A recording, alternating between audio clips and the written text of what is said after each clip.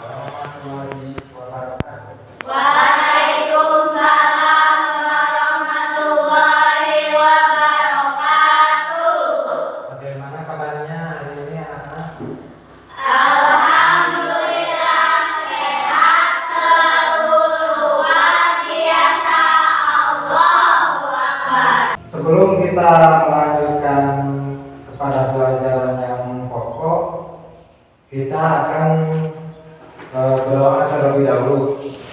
Silakan dipimpin oleh Felis. Sebelum kita mulai pelajaran, alangkah baiknya kita berdoa dulu. Berdoa dimulai.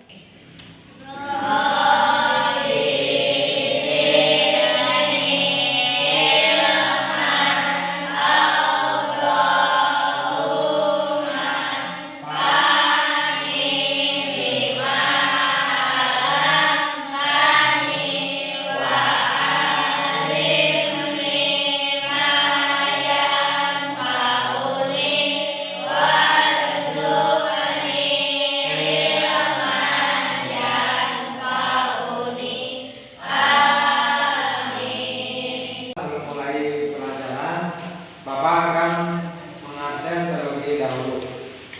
Fahri? Hadir. Ya. Febi? Hadir. Rahmat? Intan? Hadiroh. Anissa? Tiara? Rifat? Hadiroh. Ilham? Zalfa? Hadiroh. Mairus? Abid? Hadir. Randy? Kita menyanyi bersama-sama ya. Kalian nanti bisa melihatnya di video. Belajar Pancasila bagaimana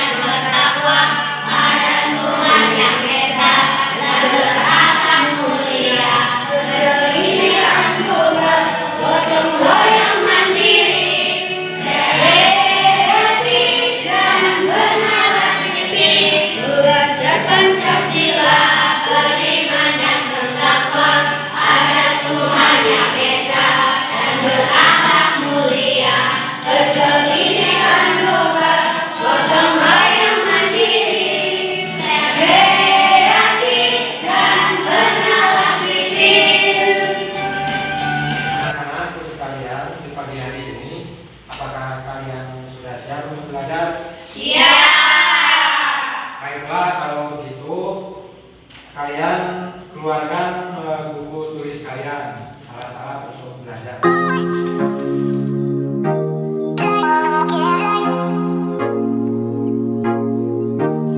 Sebelum kita mulai ke pelajaran yang selanjutnya, Bapak akan mengutip pelajaran yang sebelumnya ya, tentang sebab-sebab terjadinya Fathul Makkah gitu. Apakah di antara kalian ada yang ingat tentang pelajaran yang sebelumnya? Saya, Pak. Apa sebab-sebab terjadinya Fathul Makkah? Sebab penahanan Utsman bin Affan oleh kaum Quraisy. Siapakah utusan yang mewakili kaum kafir Quraisy dalam musyawarah perjanjian Hudaybiyah? Silakan. Khalid bin Ammar, Pak. Sebelum masuk materi, Bapak akan membacakan dulu tentang tujuan pembelajaran. Di antaranya, peserta didik menghargai nilai-nilai perdamaian Islam dari peristiwa Fathul Makkah. Peserta didik meniru dan menghargai perjuangan Rasulullah SAW dalam menjaga perdamaian dengan kaum kafir Quraisy dalam peristiwa Fathul Makkah. Peserta didik menjalankan sikap santun dalam menjaga perdamaian sebagaimana peristiwa Fathul Makkah yang telah dicontohkan oleh Rasulullah SAW. Peserta didik menganalisis sebab-sebab terjadinya Fathul Makkah.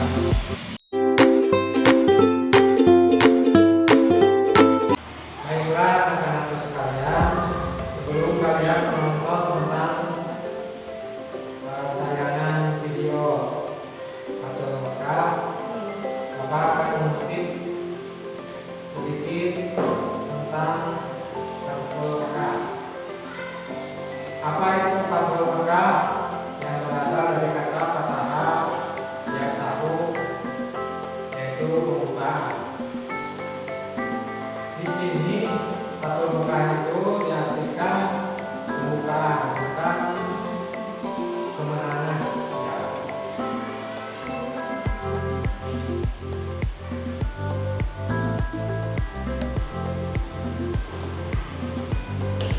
Kenapa bisa dikatakan pembukaan? Karena sebelumnya kota Makkah penuh dengan kemusyrikan yang tentunya beribadah jauh dari ketentuan Allah dan Rasulnya. Seperti itu. Di sini bisa dibagi kepada tiga tentang kota Makkah pada waktu itu, yaitu pengaruh, amalan, dan cengkraman. Pengaruh. Kota Makkah dipengaruhi oleh ajaran yang cenderung kepada kemusyrikan, jauh dari rahmat Allah, karena dia menyandarkan segala sesuatunya bukan kepada Allah, bukan kepada Rasul Allah. Jadi dia menyandarkan segala sesuatunya, walaupun dia beribadah itu di sekitar Ka'bah, tapi dia menyembah kepada patung-patung yang ada di sekitar Ka'bah. Seharusnya beribadah kepada Allah itu sebagaimana Allah telah memberitahu kepada kita di dalam surat Al-Baqarah bahwa sungguh bahwa Allah itu dekat ya dan tidak tuli. Allah itu dekat dan tidak tuli. Ketika kita berdoa, nggak harus kita teriak-teriak, ya seperti itu. Dan Allah juga maha melihat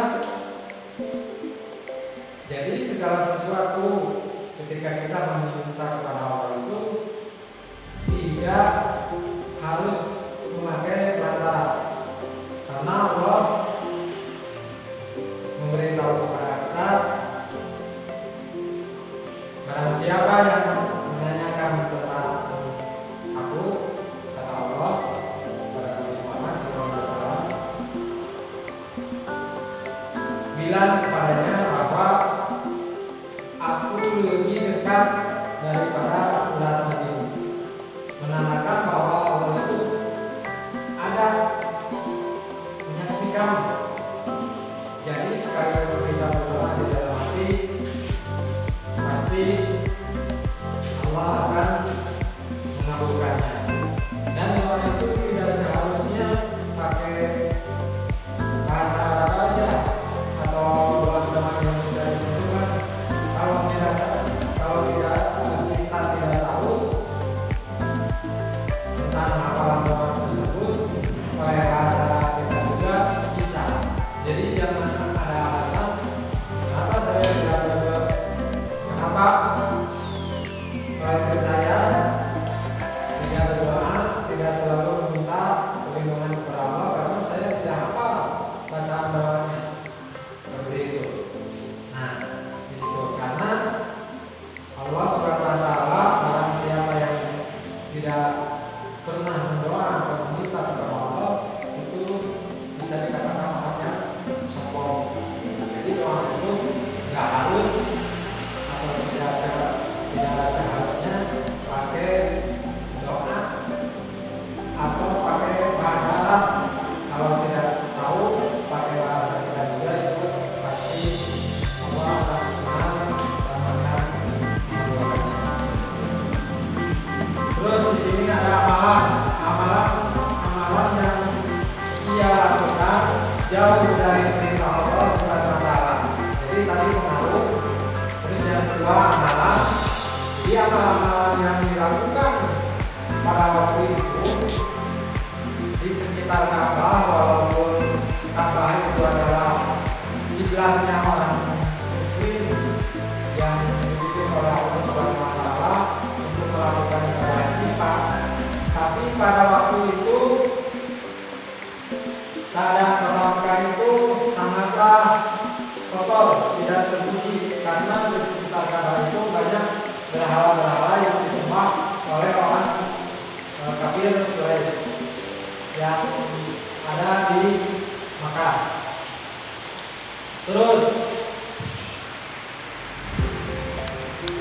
cengkraman itu yang paling ketiga ya, cengkraman. Kota Mekah saat itu berada dalam cengkraman orang kafir Quraisy. Segala peribadahan, segala aktivitas yang dilakukan di Mekah itu oleh orang kafir Quraisy itu jauh dari hukum-hukum agama atau jauh dari perintah Allah dan Rasulnya. Dia berjudi, menyembah berhala, membunuh anak perempuan dan lain sebagainya, mabuk-mabukan dan banyak perempuan. Itu yang dilakukan oleh orang-orang kafir Quraisy. Yang beribadahnya juga dia bersama melalui atau berantara kepada patung-patung. Sekalipun dia itu mengatakan bahwa ibadahnya dia itu ditujukan kepada Tuhan yang Esa, tapi dia melakukannya dengan memuja-muja berhala yang ada di sekeliling dan sekitar Ka'bah.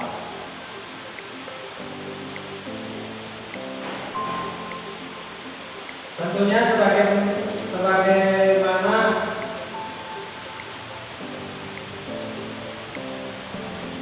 materi yang telah kita sampaikan sebelumnya, apa yang melatar belakang Fathu Mekah, yakni karena adanya perjanjian Hudaybiyah di antara kaum muslimin dan orang kafir Quraisy. Akan tetapi dalam perjalanan ini yang tercantum di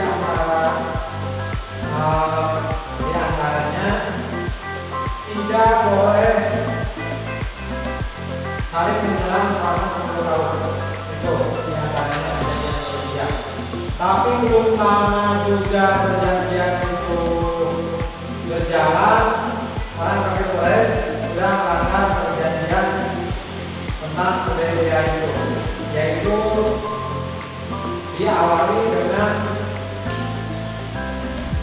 pembunuhan dari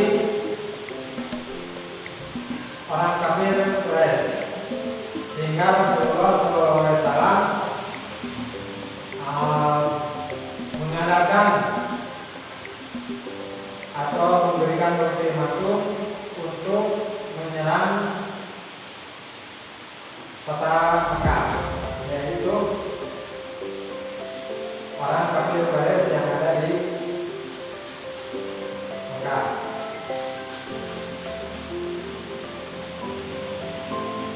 Nah, berawal dari ketidakjujuran dari perjanjian yang 10 tahun tidak boleh saling menyerang itu, secara diam-diam Bani Bakar menyerang dan membunuh Bani Huza'ah. Maka terlahirlah di situ sebuah Fathul Mekah atau pembuka kota Mekah, karena yang disebabkan itu adanya pelanggaran dari orang kafir Quraisy. Itu sekilas tentang Fathul Mekah. Untuk lebih jelasnya lagi, nanti kalian akan menyaksikan tayangan video yang akan Bapak putar, dan simak sampai tuntas karena kalian nanti akan menjawab dari sebuah tayangan video tersebut. Nanti Bapak akan membagikan lembaran LKPD kepada kalian semua, dan kalian nanti akan dibagi untuk menjadi beberapa kelompok untuk mengisi LKPD.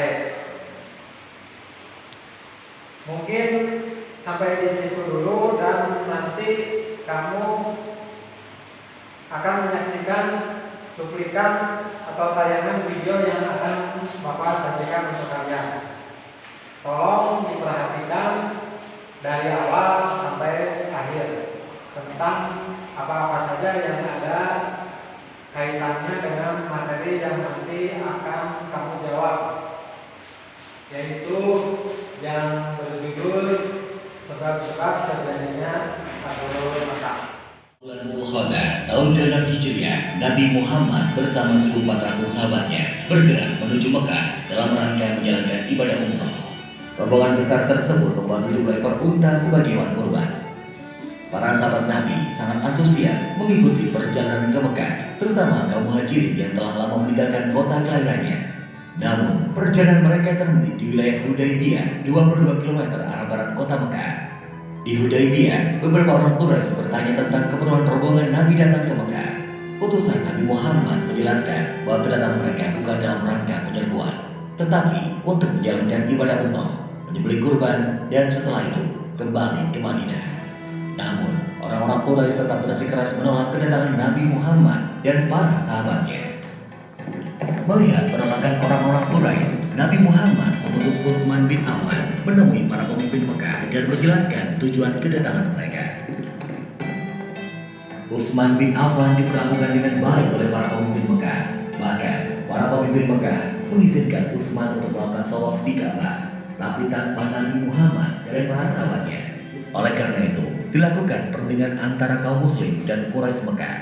Nabi Muhammad memimpin langsung delegasi kaum Muslim, sedangkan delegasi kaum Quraisy dipimpin oleh diplomat senior mereka, Suhail bin Amr. Perundingan yang berjalan alat tersebut akhirnya menghasilkan beberapa kesepakatan yang isinya: pertama, gencatan senjata antara kaum Muslim dan Quraisy Mekah selama 10 tahun. Tidak akan ada tindakan buruk maupun permusuhan dari kedua belah pihak. Kedua, jika ada yang datang kepada Muhammad tanpa izin keluarganya, maka dia harus dikembalikan. Dan jika ada muslim yang datang kepada kaum Quraisy, maka dia tidak akan dikembalikan. Ketiga, dibebaskan kepada seluruh klan yang ada di Arab untuk menjalin kerjasama kepada kaum muslim maupun kaum Quraisy. Keempat, pada tahun tersebut rombongan kaum muslim belum diperbolehkan memasuki Mekah. Pada tahun berikutnya, kaum muslim baru diizinkan masuk Mekah selama 3 hari dan hanya boleh bersenjatakan pedang tanpa diurus. Kelima, perjanjian antara kaum muslim dan Quraisy Mekah didasari ketulusan dan kesediaan untuk melaksanakannya tanpa penipuan dan penyelewengan.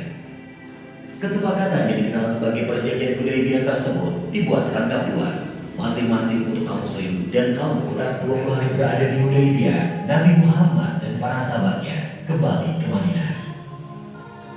Dalam perkembangannya, seperti yang tercantum dalam isi perjanjian, dua suku yang saling berperang, yaitu suku Khuza'ah dan suku Bakar, menjatuhkan pilihan mereka. Suku Khuza'ah bergabung ke kaum muslim, sedangkan suku Bakar bergabung ke Quraisy. Mengikuti isi perjanjian Hudaybiyah, suku Khuza'ah dan suku Bakar juga melakukan gencatan senjata.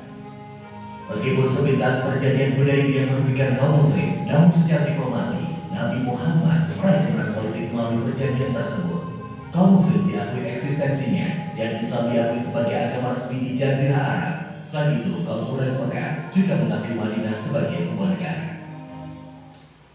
Perjanjian Hudaybiyah ternyata tidak berjalan sebagaimana Bakar, Umar bin Khattab, dan Ali bin Abi Thalib. Namun, tetap saja Abu Sufyan gagal menemukan jalan keluar. Didera putus asa, Abu Sufyan pun kembali ke Mekah. Setelah bertahun-tahun, jumlah pengikut Nabi Muhammad semakin besar. Kali ini, 10.000 pasukan muslim dengan persenjataan lengkap telah bersiap menuju Mekah. Parade panjang 10.000 pasukan muslim memulai perjalanannya ke Mekah.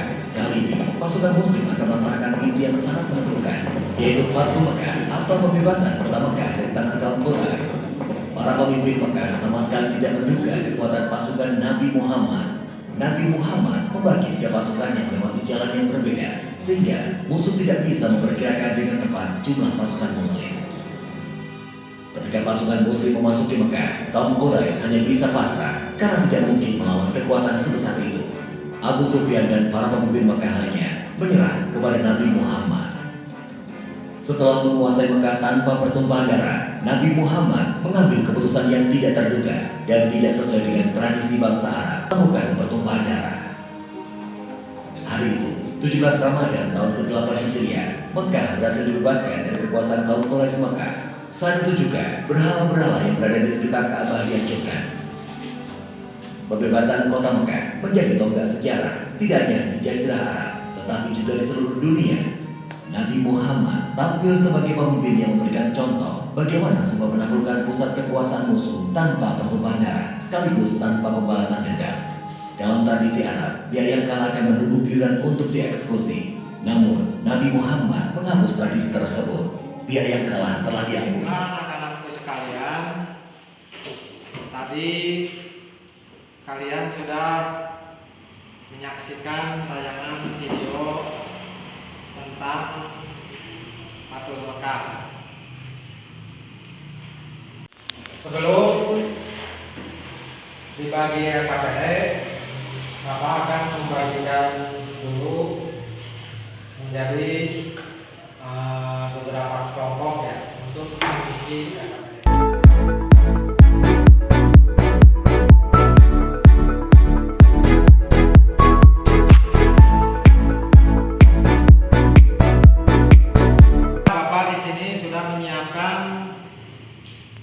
Lembar LKPD ya, LKPD untuk diisi oleh kalian tentang materi yang ada di video tadi.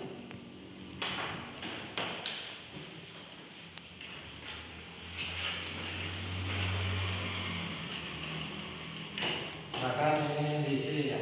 Iya, Pak. Dengan kerjasama. Nah, untuk mengisi LKPD ya, ini kan sebelumnya Bapak sudah menerangkan. Nah, di situ kan ada berupa pertanyaan ya, berupa pertanyaan yang jumlahnya ada 10. Silakan didiskusikan dengan kelompok masing-masing ya, kelompoknya untuk mengisi. Jadi ada kerjasamanya ya. Betul. Silakan diisi.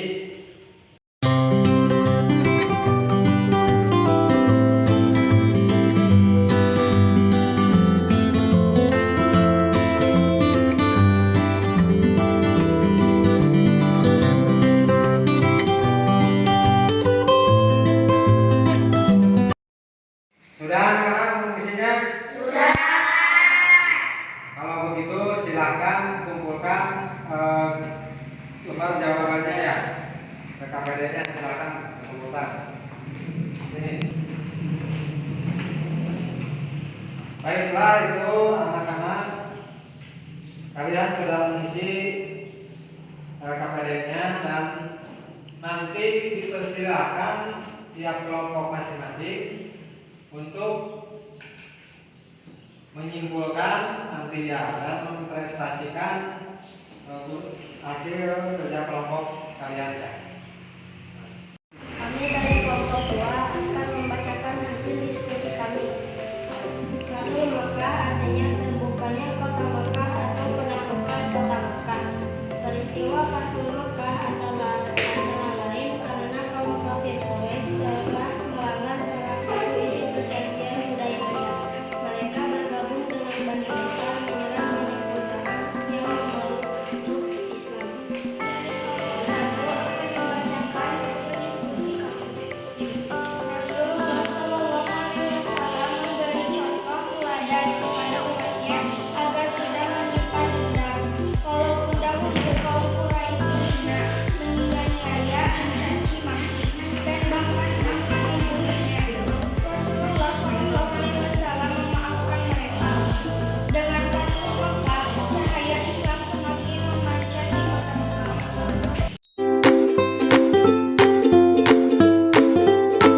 Baiklah anak-anak, itulah materi yang disampaikan untuk hari ini.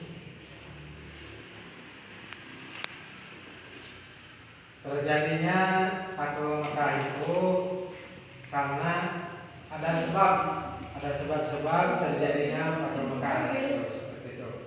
Jadi awal mulanya ada perjanjian yang dinamakan perjanjian Hudaybiyah.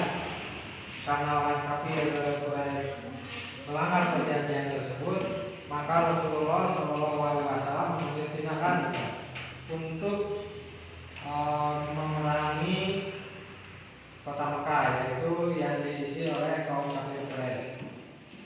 Di samping itu Rasulullah juga menghancurkan berhala-berhala yang ada di sekitar Ka'bah, karena itu akan mengotori kesucian terutama umat Islam yang akan beribadah nanti di Mekah. Baiklah anak-anak, karena waktunya sudah habis, Bapak dicukupkan pelajaran hari ini sampai di sini. Nanti kita akan sambung lagi dengan tema yang sama. Assalamualaikum warahmatullahi wabarakatuh. Waalaikumsalam warahmatullahi wabarakatuh. Dan untuk meminta doa ulang ya, persilakan kepada Virus. Ya, mungkin doa kita. Sebelum kita pulang, marilah kita berdoa dulu. Berdoa dimulai. Tuhan